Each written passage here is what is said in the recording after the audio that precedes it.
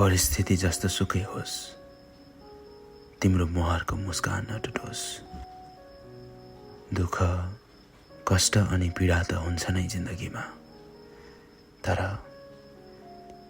सधैँभरको लागि मनको खुसी नछुटोस्।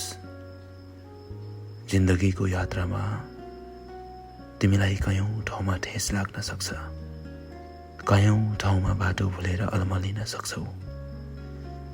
खुट्टामा हजारौं ठेस लागे पनि, बाटो भुलेर कयौं ठाउँमा अलमलियो भने पनि तिम्रा पाइलाहरूले आफ्नो लक्ष्य र गन्तव्य कहिल्यै नभुलोस्। तिमीलाई तिम्रा पाइलाहरूले सधैँ सफलतातर्फ डोर्याओस्। तिमीलाई यो जन्मदिनको तिम्रो मुस्कान जति नै मिठो शुभकामना।